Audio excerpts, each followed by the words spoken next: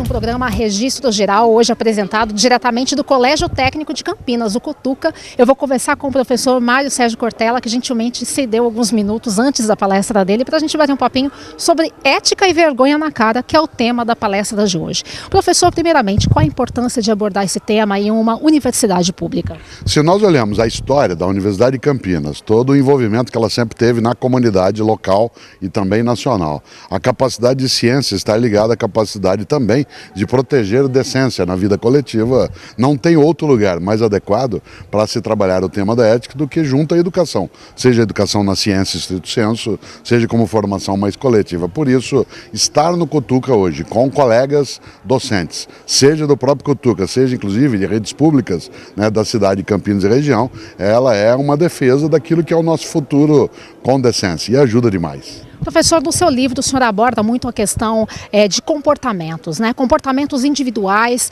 pensando em uma possibilidade de convívio coletivo, com respeito, com responsabilidade.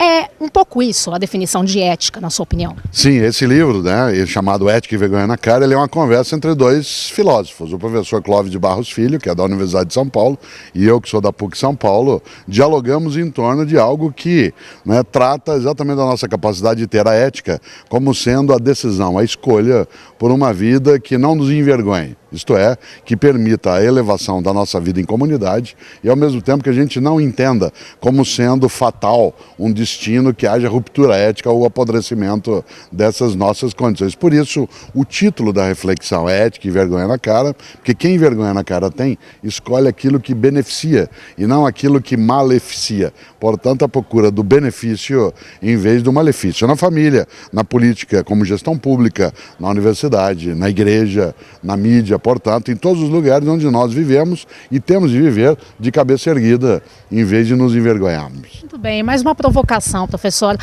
Até onde vai o papel da família e onde começa o papel da escola, da universidade? É interessante porque muita gente confunde escola com educação. Educação é muito mais amplo, escolarização é uma parte da educação. Por isso, a família tem seus modos de responsabilidade que são muito superiores à da escola. A escola, inclusive, fica com o aluno um pedaço do tempo da vida dele. A responsabilidade original pela educação é da família, de forma primária, e do poder público, de forma subsidiária. A escola faz um pedaço disso. Claro, ela colabora na formação de valores éticos decentes, mas ela não é a responsável exclusiva e nem definitiva por isso. Nesta hora, a universidade, por exemplo, ela tem o seu papel, mas ele não é o papel predominante nessa percepção. A família é muito mais decisiva, porque ela é o núcleo original e também o local que as pessoas têm como seu momento de estar por muito mais tempo. Muito bem. Professor, a gente tem essa questão do jeitinho brasileiro, né? E parece até que, conforme a gente conversa com as pessoas, uma certa tranquilidade, né? A gente parece que se acostumou a que tudo, por exemplo, vai acabar em pizza, são até exemplos, né, expressões muito comuns. Isso é preocupante, né, professor? A gente se acostumar com o que está errado. Sim, a gente não pode se habituar com aquilo que é podre.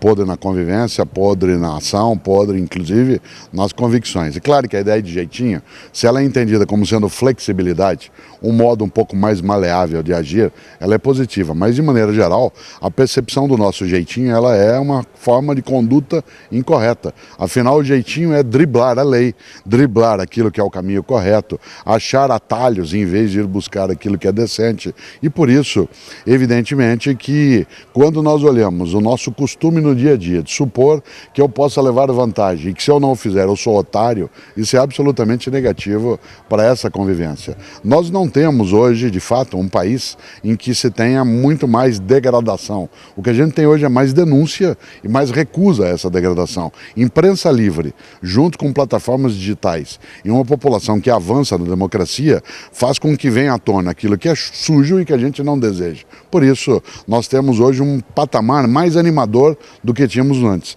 mas isso não pode nos deixar em estado de repouso, é preciso ir buscar. Muito bem, nós estamos quase chegando ao final dessa entrevista, mas eu queria fazer uma pergunta no seguinte sentido. Nós estamos numa universidade pública, ou seja, nós não escapamos de diversas características inerentes ao funcionalismo público.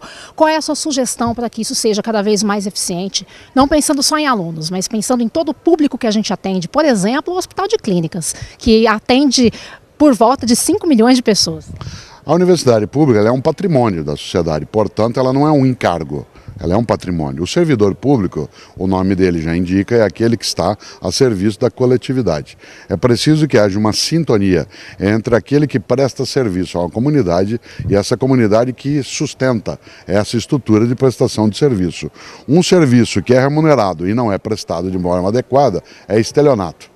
Um serviço que é requerido, demandado e pedido, sem se oferecer condições, é uma outra forma de estelionato. Portanto, não pode haver um engano em que uma parte finge que presta e a outra finge que remunera. Ou se faz um pacto em torno daquilo que é uma propriedade da comunidade, como é o caso, por exemplo, de uma universidade pública com a sua área de ensino, pesquisa e extensão, ou a gente constrói apenas uma fantasia.